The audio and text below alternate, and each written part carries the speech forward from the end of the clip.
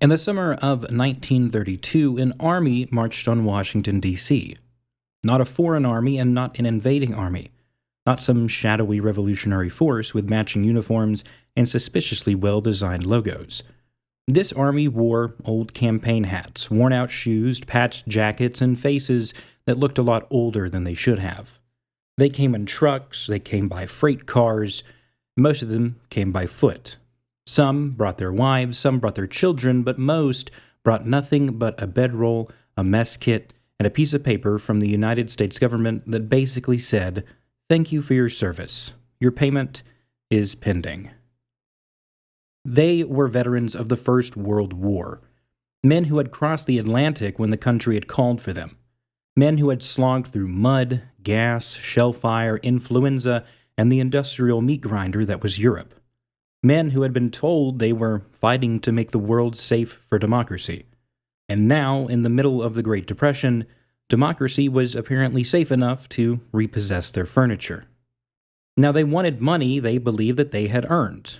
A bonus, if you will. A payment promised by Congress, but scheduled for the future.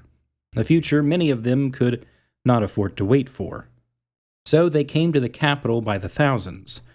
They built camps, they sang songs, and they lobbied Congress.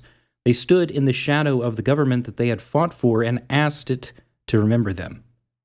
And then, on July 28, 1932, the United States Army rolled into Washington.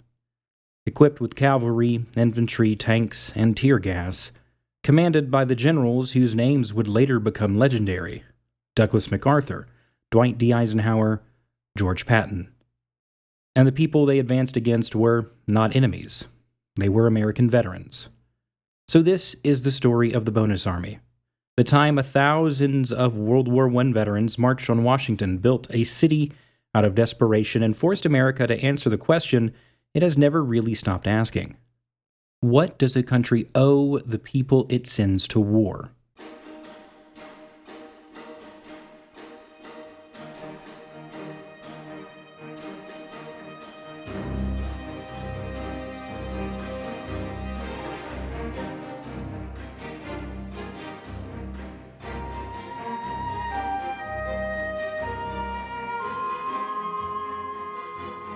Welcome back to Naked History, where we rip the fig leaf off of the past and occasionally discover that underneath it's a government-issued IOU with a very inconvenient maturity date. As always, I'm Dylan Gassaway, and this story is about the Bonus Army. It's a story about war, poverty, politics, protest, public relations disasters, and one of the most haunting scenes in American history: soldiers driving veterans out of the nation's capital. So lace up your worn-out boots, grab your mess tin, and maybe don't ask Douglas MacArthur to read the room, because historically, it's never really gone well. Let's march. Now, to understand the Bonus Army, we have to start with a deeply American tradition: asking ordinary people to sacrifice now in exchange for a benefit later, and then acting shock when later becomes the main problem. The veterans who marched on Washington in 1932 had served in the First World War. At the time, it was called the Great War, because humanity had not yet reached the horrifying point of needing to number them. The United States entered the war in 1917. Millions of Americans were drafted or enlisted, and they left farms, factories, offices, railroad yards, and many other jobs essential to the economy. And whenever they went to training camps, they were shipped overseas afterwards. They joined the American Expeditionary Forces in France. Now, some saw combat, some built roads, some handled logistics, some loaded ships. Some never really even left American soil, but were still in uniform and still under military command, still pulled away from civilian life. And when the war ended in November of 1918, the soldiers came home to parades, speeches, flags, and all the usual patriotic confetti the governments are very good at producing when the bill has not yet arrived. But there was a problem. While soldiers were away earning military pay, many civilians had been earning higher wages in wartime industries. Factories were booming, defense contracts were flowing, and the war economy created opportunities for people who had stayed home. A lot of veterans returned to find that they had lost earning power, lost seniority, lost jobs, and lost years of civilian advancement. So veterans groups began pushing for what they called adjusted compensation. And that phrase is doing a lot of bureaucratic stretching. It basically meant we served, we were paid less than the civilians, and we lost time and opportunity. The government should make up the difference. And they did. In 1924, after years of pressure, Congress passed the World War Adjusted Compensation Act. This act granted eligible veterans a bonus based on their service. But, and here's where the historical record pauses to let out a long, exhausted sigh. Most veterans did not get cash immediately. Instead, they received certificates, or bonds, pieces of paper that would not fully pay out until 1945. Yes, 1945. The government essentially told veterans from World War I, good news, we agree that you are owed money. Bad news, please survive the next 21 years to receive it. Now that's all fine and dandy. In the 1920s, when the economy was roaring, that didn't feel quite as cruel as it would later. The stock market was climbing, credit was flowing, radios were singing in living rooms. Automobiles were transforming the country. Everyone apparently had decided prosperity was permanent, which is one of history's favorite ways of teeing up a disaster. And then came 1929, Black Friday and the crash of the stock market, which led to the Great Depression. Banks failed, businesses collapsed, factories closed, and unemployment exploded.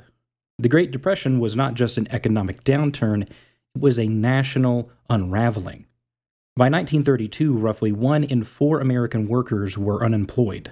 Millions of people were hungry, and bread lines stretched throughout cities. Families were evicted from their homes or apartments, and men rode the rails looking for work. Shantytowns appeared on the edges of many cities and were bitterly nicknamed Hoovervilles after President Herbert Hoover, because when people are starving, they do not tend to be generous with their branding. And among the desperate were veterans. Men who had gone to war for the United States now found themselves selling apples on street corners, sleeping in doorways, and watching their families go hungry, and holding certificates that promised money 13 years later. Well, at that time, 13 years might as well have been the moon. So veterans began asking Congress to pay the bonus early. Not in 1945, but now. Because when your children are hungry, maturity date is not a comforting phrase. Now, the bonus army did not begin as one massive organized movement. It grew out of desperation, rumor, hope, and one very practical idea: going to Washington. If Congress would not listen from afar, maybe it would listen to thousands of veterans if they were standing directly outside. The movement's most famous organizer was Walter W. Waters, a former Army sergeant from Oregon. Now, Waters, like many, were unemployed at this time. He had been part of the same post-war struggle as so many others. In 1932, he and other veterans in Portland began discussing the bonus issue. Then the idea caught fire. They would go east to Washington, D.C. and demand early payment. They called themselves the Bonus Expeditionary Force, or the BEF. And the name was very deliberate. During World War I, the American forces in Europe had been the American Expeditionary Force, or the AEF. Now these veterans were forming the BEF not to fight Germans in France, but to fight poverty in Washington. And honestly, as protest branding goes, it's pretty sharp. So the first groups began moving east. They hopped freight trains, they hitchhiked, they packed into battered trucks. Communities along the way sometimes gave them food, gasoline, or places to sleep. Other towns were less welcoming, especially when officials feared an influx of hungry, unemployed men would cause some trouble. But the march kept going. More veterans joined from around the country. Some were accompanied by wives and children. Black veterans came too, at a time when segregation and racism shaped nearly every part of American life. In the bonus camps, there were still racial tensions and inequalities, but the movement also created moments of unusual solidarity, because hunger has a way of making some social boundaries look especially stupid. Now, by the late spring and early summer of 1932, thousands of veterans had arrived in Washington, and they did something both desperate and remarkably organized. They built a city. Now, the largest camp was set up on the Anacostia Flats, across from the Anacostia River from central Washington. It was a low-lying, muddy area, not exactly the prime real estate unless your dream home includes mosquitoes, swampy ground, and a panoramic view of institutional indifference. Now, the veterans built shacks out of scrap lumber, cardboard, tin, and whatever materials that they could find. They laid out streets, they organized kitchens, and they built sanitation rules from the ground up. They held meetings, they appointed leaders, and they policed their own camp. They were very aware at how they would be perceived. They knew that if the government or newspapers could portray them as a mob, radicals, criminals, or freeloaders, public sympathy would vanish. So they tried to maintain discipline. No alcohol, no begging, no disorder. Very rigid military-style organization with roll calls, inspections, and committee. It was part protest, part encampment, part veterans reunion, and part refugee settlement. It was happening in the capital of one of the most wealthiest countries in the world. Now that's an image to hold in your mind. Thousands of men who had worn the uniform of the United States building shacks in the shadow of the Capitol because they could not afford to wait for the government to make good on a promise. Now, Washington, D.C., in the summer of 1932, was not just the seat of government, it was a theater. And the Bonus Army understood that.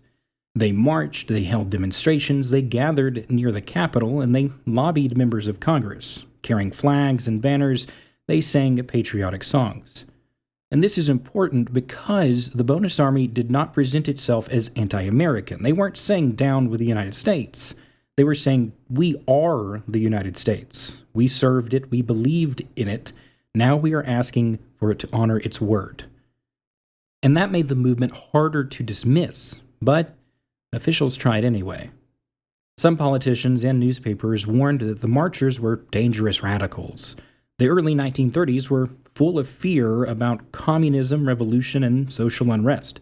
And around the world, democratic governments were very much under strain. Fascism was rising in Europe, and communist revolution had already remade Russia.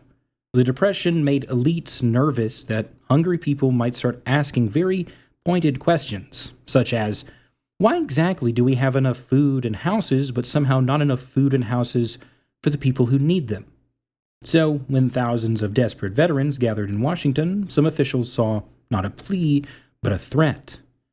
And so President Herbert Hoover was in an awful political position. Now, Hoover's reputation had been taking a beating over the years, and not without reason. The word Hooverville is not what you want on your historical Yelp review. But Hoover was not simply sitting in the White House twirling a mustache and whispering, "Excellent, the poor are sad." Now, he did support some relief efforts. He believed in voluntary cooperation, private charity, local action, and limited federal intervention. The problem was that the Great Depression was bigger than all of those tools. It's like he's trying to fight a house fire with a polite suggestion and a damp napkin. So by 1932, Hoover was deeply unpopular, and he was running for re-election against Franklin Delano Roosevelt. The nation was angry, frightened, and exhausted, and now a visible army of unemployed veterans had planted itself in the Capitol. Now, Congress debated the bonus, and in 1932, June, the House of Representatives passed a bill to pay the bonus early. For the veterans, this was the moment of hope. Then, the bill went to the Senate. Thousands of veterans gathered outside the Capitol, waiting. And on June 17th, the Senate rejected the bill. The news hit like a physical blow. Some veterans just gave up and left. The government even provided transportation money for some of them to go home. But many stayed. Because where exactly are they supposed to go? Back to unemployment, back to foreclosed farms, back to bread lines, back to families who needed money they did not have. So they stayed in Washington.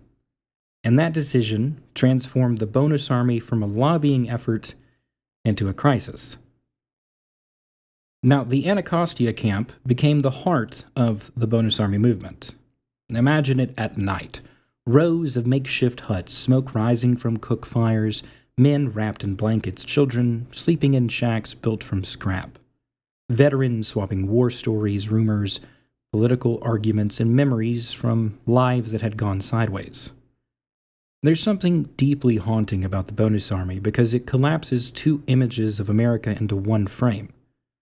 On one side, the historic veteran, the soldier who had served, the doughboy, the man in uniform, the subject of speeches, memorials, parades, and patriotic songs. On the other side, the poor man, the unemployed man, the hungry man, the man sleeping in a shack, the man asking for help and being told that he's a burden. The Bonus Army forced America to look at both images at once, and America did not like that. Because honoring veterans in the abstract is easy. Honoring them when they are cold, angry, sick, broke, politically inconvenient, and standing in front of your office is much, much harder. Now, the camp also raised practical concerns. Local officials worried about sanitation, public order, and disease. The longer the veterans stayed, the more pressure built on Hoover's administration to do something. But the Bonus Army was not going away, and the government's patience was running out. The crisis came to a head on July 28, 1932. That day, authorities moved to evict veterans from several abandoned federal buildings along Pennsylvania Avenue. These buildings were not the main Anacostia camp. They were closer to the center of power, closer to the White House and the Capitol, and the government wanted them cleared.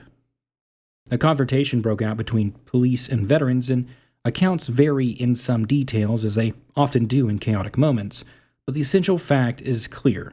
Violence had erupted. Police opened fire, and two of the veterans were killed, William Hushka and Eric Carlson. Others were injured, but this changed everything. The death of veterans in the streets of Washington turned an already tense situation into a national emergency. President Hoover ordered the Army to assist in clearing the area, and at that time, the Army Chief of Staff was General Douglas MacArthur. Now, MacArthur was already famous at this time. He was ambitious, theatrical, brilliant in some ways, but deeply vain in others, and he possessed the sort of self-confidence that makes a man hear, "Maybe be careful, as history requires me to dramatically ride into smoke." And MacArthur brought troops into the capital. Among the officers involved were two men whose names would later loom large in the Second World War, Dwight D. Eisenhower and George S. Patton.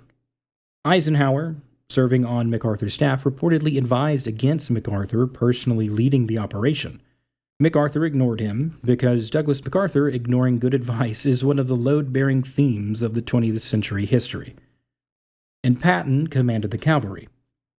And yes, that means that George Patton, who would later become one of America's most famous armored commanders, was involved in an operation against American veterans in Washington, D.C. And so the Army advanced. Cavalry moved down Pennsylvania Avenue with sabers drawn. Infantry followed, and tanks rolled through the streets. Tear gas had filled the air, and veterans, spectators, women, and children were all caught in the chaos. The troops pushed towards the bonus marchers out of the downtown area. Now, that alone would have been severe. But then MacArthur went further. Hoover's administration later maintained that MacArthur was supposed to clear the federal buildings in nearby areas and not launch a full assault on the main camp at Anacostia. MacArthur, however, believed the movement represented a dangerous threat and pressed onward. So the Army crossed the Anacostia River, toward the camp, toward the shacks, toward the families. The troops drove the veterans out, and the camp was burned. The Bonus Army's city of scraps and hunger went up in flames. Photographs and newsreels captured images that would horrify much of the country. Smoke rising over Washington, soldiers moving in against veterans, families fleeing, and the government using military force against men who had once worn its uniform. This wasn't a tactical operation. It was a symbol. and it landed like a curse on Herbert Hoover's presidency. Now, if the goal was to make the bonus army disappear quietly, that operation had failed spectacularly. The images spread and newspapers reported on the eviction. Critics swiftly denounced the administration. The sight of federal troops using tanks, cavalry, and tear gas against veterans was politically devastating. Hoover defended the action by arguing that disorder had been controlled and that radical elements had infiltrated the movement. The fear was not unique to Hoover. Many officials in the period saw radicalism behind almost every protest movement. But to much of the public, the explanation didn't matter. They saw veterans asking for help, and they saw soldiers sent against them, and they saw smoke. And in politics, images can matter more than policy papers. The bonus army eviction became one of the defining moments of Hoover's presidential collapse. By the election of 1932, Hoover was already in a terrible shape. Depression had shattered confidence in his leadership, and Franklin Delano Roosevelt campaigned on a promise of a new deal for the American people. Now, the bonus army did not single-handedly defeat Hoover, but it did become one of the clearest images as to why so many Americans believed his administration had failed. So in November of 1932, Roosevelt won in a landslide. Hoover was out, FDR was in, and the veterans were still waiting. Now, when Franklin Roosevelt entered office in 1933, many bonus marchers hoped that he would support early payment, and he did not. This is where the story gets more complicated than the simple Hoover bad, Roosevelt good morality play. Roosevelt opposed immediate full bonus payments too. He was worried about the cost and the precedent. The federal government was already under enormous financial pressure, and FDR had his own ideas about relief, work programs, and economic recovery. So when veterans returned to Washington in 1933, Roosevelt handled them very differently from Hoover, but he did not give them exactly what they wanted. Instead of sending in MacArthur with cavalry and tanks, Roosevelt sent in his wife. So Eleanor Roosevelt visited the veterans, and this was not a minor gesture. Eleanor was one of the most politically active and socially engaged first ladies in American history. She went places presidents did not go. She talked to people politicians preferred to not talk about. She had a way of entering uncomfortable spaces and making the discomfort impossible to ignore. So at the veterans camp, she listened. She talked with the men, and she treated them like citizens rather than an invading force. Now, that didn't pay the bonus, but it mattered. The Roosevelt administration offered many veterans jobs in the Civilian Conservation Corps, one of the New Deal's major work relief programs. Veterans would join the CCC camps, earn wages, and send money home. Now, some of them accepted this offer, and some still waited on the bonus. But the tone had shifted. The federal government had changed its posture.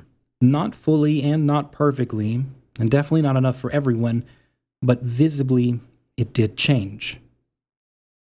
Now the fight for the bonus continued onward. Veteran organizations kept pushing, public sympathy remained strong, and Congress continued debating early payment. Roosevelt, however, still sat opposed paying the bonus immediately. But by 1936, the political pressure was just too great. Congress passed a bill authorizing immediate payment of the bonus, and Roosevelt vetoed it. And so Congress overrode the veto. And finally, after more than a decade after the original Compensation Act and 4 years after the bonus army marched on Washington, the veterans got their money. Now, the average payment was not enormous, but for many veterans and families, it mattered. It paid debts, it bought food, it covered rent. It offered a little breathing room in a decade that had been completely suffocating. But the bonus army's deeper legacy was larger than the checks. It changed the way America thought about veterans, protest, and federal responsibility, and the cost of war after the shooting stops. Because war debts do not end when the treaty is signed. They come home. They sit at kitchen tables, they stand in unemployment lines, they show up in hospitals, and they sleep under bridges, and they ask for paperwork to become policy. And the bonus army made that visible. Now, a decade after the Bonus Army was driven out of Washington, the United States entered another World War. World War II would mobilize the country on an even greater scale than the First World War. Millions had served, and millions more worked in the war industries. The federal government expanded, organized, rationed, and drafted. They built, borrowed, and commanded on a scale that would have been hard to imagine in 1932.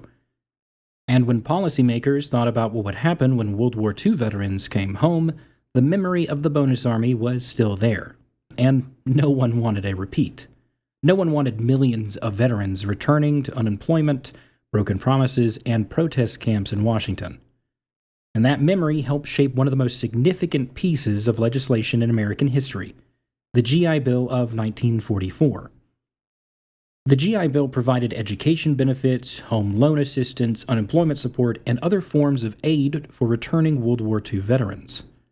And it wasn't perfect. Its benefits were often distributed unequally, especially because of black veterans facing discrimination in housing, education, lending, and local administration. The GI Bill, however, helped establish the American middle class, but it did not build it equally for everyone.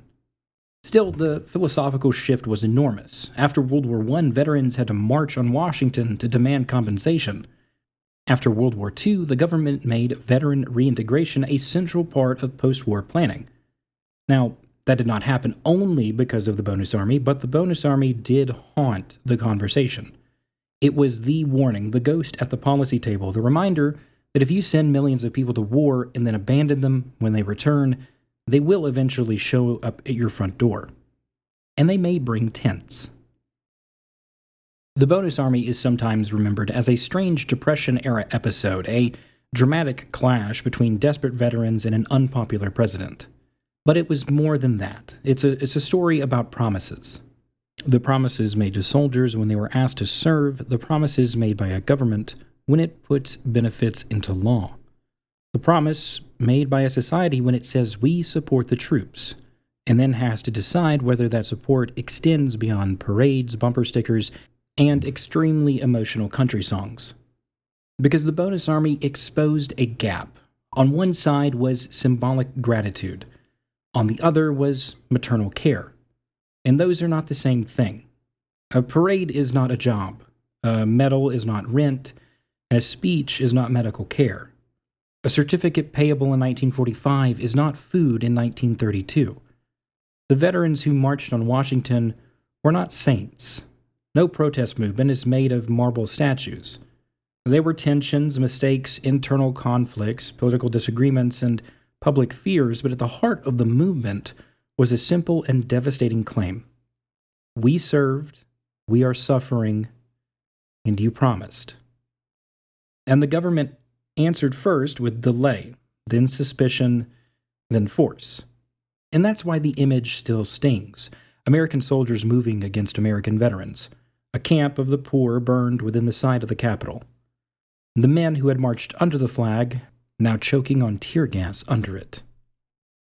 Now, it's worth pausing on the people at the center of this story. Not the presidents, not the generals or the senators, but the men in the camps. Some had fought in the Meuse-Argonne Offensive, one of the bloodiest campaigns in American history. And some had trained but never deployed. Some had carried stretchers, driven trucks, cooked meals, dug trenches, guarded supplies, or even simply endured the machinery of military life. They came home to a country that celebrated them, and then just moved on. And that was a reoccurring pattern in history. War creates intense public emotion.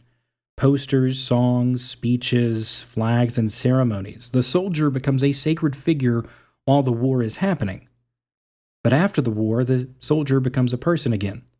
A person with bills, a person with trauma, a person with a limp, a person with nightmares, a person who still needs to work, and a person whose uniform no longer solves anything. And societies are much better at worshiping symbols than caring for people. The Bonus Army demanded to be treated not as symbols, but as citizens. And that was the radical part. Not why they marched, not that they camped, not that they shouted, but that they insisted patriotic memory had a price tag. Now let's shift to talk about some responsibility. Herbert Hoover didn't personally swing a saber on Pennsylvania Avenue, and he didn't personally light the Anacostia camp on fire, but he was president, and presidents own the images that happen under their authority, whether they like it or not. Hoover believed the government had to maintain order. He believed the bonus army had been infiltrated by radicals, and he believed the situation could not be allowed to continue indefinitely. But the response became a political catastrophe because it confirmed what many Americans already felt, that Hoover's government was more comfortable protecting property and order than relieving suffering. And then there's MacArthur. Now, MacArthur saw the bonus army not simply as poor veterans, but as a potential revolutionary threat. His response reflected a military mind, a fear of disorder, and perhaps his own appetite for dramatic command. Now, he would later become one of the most famous American generals in the 20th century. But in 1932, his role on the bonus army eviction became one of the darkest marks on his record. Eisenhower, who witnessed the episode, later viewed it as a mistake. Patton, too, was placed in a morally strange position of moving against veterans, including men with whom he may have shared the broader fraternity of service. And there is an uncomfortable truth here. Institutions often behave most harshly when they're afraid. The government feared disorder, the army feared radicalism, local officials feared unrest, and the public feared collapse. And that fear narrowed the imagination. So instead of seeing hungry veterans, officials saw a security problem. And once that happens, the ending is very usually ugly. Now we're nearing the end, and the bonus army didn't end poverty. It did not fix the Depression, and it did not immediately transform veterans' policy. But it did leave a long shadow. It showed the power of organized protest, and it showed how public sympathy could gather around veterans as a political force. It showed that federal promises could become federal crises if ignored long enough. It also became part of a larger American tradition of marches on Washington. Decades later, you had other groups doing the same. Civil rights activists marched, anti-war protesters marched, poor people's campaigns would march, and veterans of later wars would also march. The bonus army helped establish Washington, D.C. not just as a place of power where it sits and judges, but as a place where people could go to control the power. And that's part of the story, too. The bonus marchers weren't asking just for money.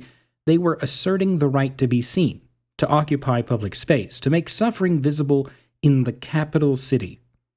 And that tactic has echoed throughout American history ever since. Now, the bonus army began with a promise deferred. A government said, yes, we owe you, but no, not yet. And the veterans answered, we cannot eat, not yet. So they marched. They built a camp out of scrap and a stubborn hope. They turned poverty into a political spectacle, and they forced the nation to look at them. And when the government finally moved against them, it created one of the most painful images of the Great Depression. The United States Army driving World War I veterans from the nation's capital that they had come to petition. The bonus army is not just a story about 1932. It's a warning about every war that comes after. Because the true cost of war is never fully listed in the budget. It comes due years later in hospital wards, unemployment offices, family kitchens, protest camps, and congressional debates. It comes due when the uniforms are packed away and the cheering stops, and when the people who served asked whether the country remembers what it had promised. And sometimes when the answer is no, they march.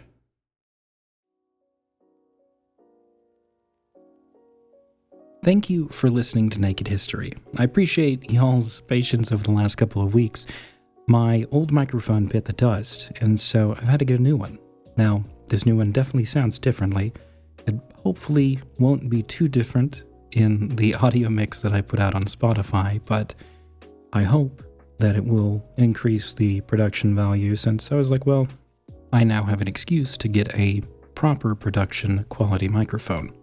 So, also excuse the gravel in my voice in this episode. I had some karaoke that I did last night, and you best believe that I was singing Hot to Go multiple times over the night. So my belt is taking a little bit off my podcast voice. But, all that aside, I hope you enjoyed this episode. As always, if you did, follow the show, leave a rating or review, and share it with someone who likes their history dramatic, uncomfortable, and lightly tear-gassed by institutional forces. You can also follow along on social media for episode updates, behind-the-scenes extras, and the occasional historical rabbit hole that begins with, oh, this will be quick, and usually ends with me very emotionally invested in a 1930s congressional subcommittee. So, I leave you with this. As always, stay weird, stay curious, and stay naked. Historically speaking, of course. We'll see you in the debrief, and have a good one.